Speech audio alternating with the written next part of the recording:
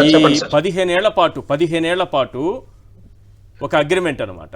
ఈ పొత్తు ఇలాగే కొనసాగాలని. నిజానికి ఒక పార్టీ అధ్యక్షులుగా ఉన్నప్పుడు తన పార్టీ సొంతంగా ఎలా నిర్మాణం చేసుకోవాలి, ఎలా ఎదగాలి, క్యాడర్ని ఎలా బలోపేతం చేసుకోవాలి, మనం సొంతంగా ఎలా ఎదగాలి, మన పార్టీ అధికారంలోకి ఎలా రావాలని ఎవరైనా ఆలోచిస్తారు. ఇలాగే టీడీపీతో పొత్తులో ఆ పార్టీకి సేవ చేసుకుంటూ ఉండిపోవాలని అనుకోవడం అంటే జన సైనికుల్ని కూడా మోసం చేయడమే కదా. మీరు కూడా ఇంకా ఈ బానిసలుగా ఇలాగే ఉండాలి, టీడీపీకి సపోర్ట్ చేస్తూ బతకాలని 15 ఏళ్ల పాటు అని అంటే ఇక ఏం భవిష్యత్తు ఉన్నట్టు ఆ పార్టీకి భవిష్యత్తు ఉంటుందా? నాకు అంటే రామదాస్ గారి గురించి సినిమాల్లో చూశాను, చంద్రదాస్ గారినేమో రాజకీయాల్లో చూస్తున్నాను. మనకు తెలిసిన చంద్రదాస్ గారు పవన్ కళ్యాణ్ గారు. ఈయన చంద్రబాబు నాయుడు గారికి దాసుడు అయిపోయాడు. మీరు చెప్పినటువంటి మాట వాస్తవం. ఓ కేఏ పాల్ గారు కానీ, ఓ జేడి లక్ష్మీనారాయణ గారు కానీ, అంటే ఇటు వీళ్ళని ఎందుకు మెన్షన్ చేసినంటే అది చిన్న రాజకీయ పార్టీలు, అంటే చాలా తక్కువ పరిధి, తక్కువ స్థాయి అయినా సరే వాళ్ళు ఇండివిజువల్ గా మనం పనిచేయాలి అనేటువంటి ఆలోచనతోనే రాజకీయాల్లోకి వచ్చారు. పార్టీ అధికారంలోకి రావచ్చు, పోవచ్చు. సార్, రిజల్ట్ అనేటువంటిది దైవాధీనం, ఫలితం దైవాధీనం, ప్రయత్నం మన కష్టం. కానీ ఇక్కడ పవన్ కళ్యాణ్ గారు తన ప్రయత్నం కూడా తను చెయ్యట్లేదు తన పార్టీ అభివృద్ధి కోసం. కేవలం జనసేన పార్టీ తెలుగుదేశం పార్టీకి చేతి కర్రలాగా ఉంది. తెలుగుదేశం పార్టీ జారిపోతుంటే దాన్ని నిలబెట్టడానికి ఒక వెనకాతలు పడుకున్న కర్రముక్కగా జనసేన పార్టీ మారిపోయింది.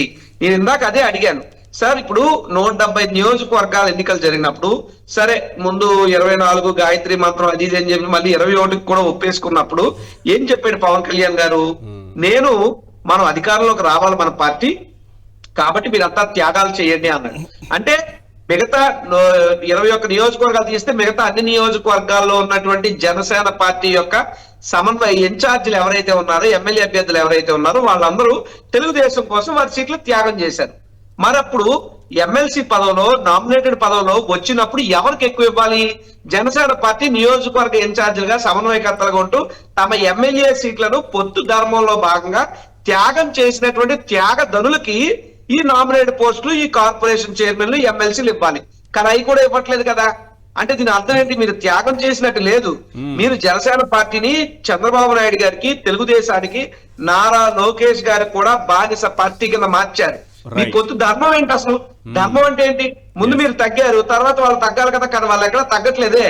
ఎక్కి జనసేన నెత్తి మీద కూర్చుంది తెలుగుదేశం పార్టీ. నాగబాబు గారు మాట్లాడుతూ వైఎస్ఆర్ కాంగ్రెస్ పార్టీని ఏదో తొక్కేయాలి, అనగదొక్కేయాలన్న. మమ్మల్ని తొక్కడాలు, అనగదొక్కడాలన్నీ దైవాధీనం.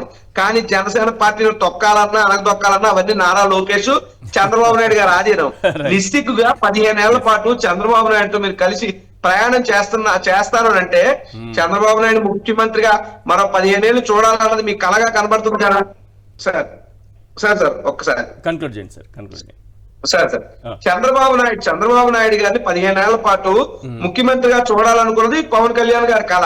ఇక్కడ ఎక్కడ విభేదాలు వస్తున్నాయంటే జనసేన కార్యకర్తలకి, పవన్ కళ్యాణ్ కు, జనసేన నాయకులకు, పవన్ కళ్యాణ్ గారికి ఏంటంటే జన సైనికులందరూ కూడా పవన్ కళ్యాణ్ ని రారాజు చేయాలనుకుంటున్నారు, పవన్ కళ్యాణ్ ని రాజ్యాధినేత చేయాలనుకుంటున్నారు.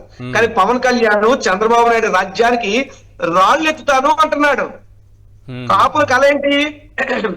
ముఖ్యమంత్రి పీట మీద ఒక్కసారైనా కూర్చోవాలని. కానీ నువ్వేమవుతున్నావు? ముఖ్యమంత్రి పీట మీద చంద్రబాబు నాయుడు కూర్చోబెట్టి ఆ కుర్చీ కింద ఉన్న 4 కాళ్ళల్లో ఒక కాళ్ళు నేను అవుతాను అంటున్నాడు పవన్ కళ్యాణ్.